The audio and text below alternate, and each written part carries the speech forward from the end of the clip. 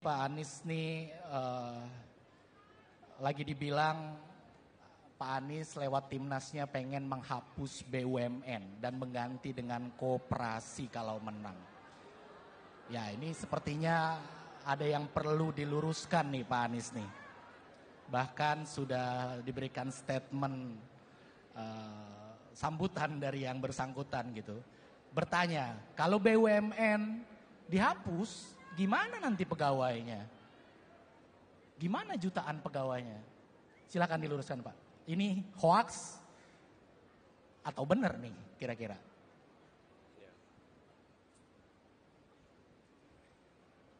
Jadi gini, ada jenis informasi yang kalau kita mendengar sudah langsung tahu ini masuk akal atau tidak. Oke. Nah, kalau ada jenis informasi yang kita dengar tidak masuk akal dan dikutip oleh yang memegang kewenangan, maka yang memegang kewenangan tidak sedang menggunakan akal sehat.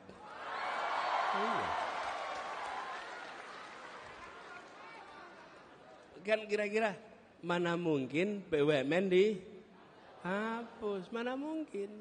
Jadi ketika kemudian itu malah Pak Menterinya yang ngomong, loh Pak Menterinya memang nggak berpikir kritis gitu. Di mana critical thinkingnya gitu kira-kira. Ini sebelum ngomong soal substansinya ya. Jadi ketika mendengar informasi itu kita bisa nakar, oh ini masuk akal atau tidak gitu. Ini jelas tidak masuk akal. Nah, apa yang terjadi? Malah justru harus ditata ulang. Kelihatannya BUMN kita ini sudah banyak yang mengalami problem yang terlalu besar. Kita nggak usah bahas di sini problemnya. Nanti kita mengalami penambahan pikiran. Tapi yang saya ingin sampaikan bahwa itu tidak benar, itu fitnah dan fitnah yang tidak masuk akal. Kemudian kami ingin tegaskan, BUMN ke depan adalah BUMN yang menjalankan fungsi negara. Negara itu punya dua tangan.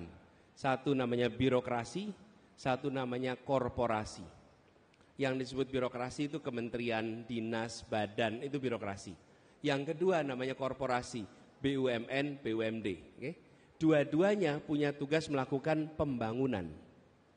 Jadi badan usaha milik negara jangan dipandang sebagai badan mencari untung bagi negara. Negara tidak bekerja mencari untung. Saya tadi malam katakan negara tidak berdagang dengan rakyatnya. Oke? Jadi dia menjalankan fungsi pembangunan. Nah, ada jenis-jenis kegiatan yang kalau dikerjakan pakai birokrasi sulit. Lebih mudah bila dikerjakan lewat korporasi. Saya beri contoh, kami di Jakarta mengelola kendaraan umum. Bisa dikelola pakai dinas perhubungan, bisa. Tapi kalau pakai dinas perhubungan ada ketentuan regulasi yang rumit. Kalau belanja pencatatan aset rumit sekali, aset negara. Mau melepas aset rumit sekali. Mau merekrut orang rumit. Mau mengganti orang rumit. Kenapa? Karena itu adalah pegangan birokrasi. Tapi ketika ini jadi korporasi, PT, badan usaha milik negara, milik daerah, apa yang terjadi? Belanja mudah, membuat kontrak mudah, melakukan rekrutmen dan pemberhentian mudah, ada kelenturan korporasi. Nah ini yang diharapkan ke depan. Jadi kita negara mengandalkan pendapatan dari mana? Satu dari pajak, yang kedua dari pendapatan non pajak dari misalnya sumber daya alam dan lain-lain.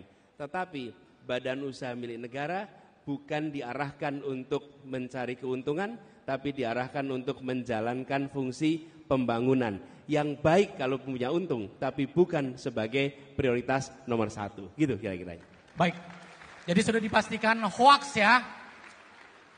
Aduh, katanya survei tinggi, kok sebar hoax, yang bener aja, rugi dong.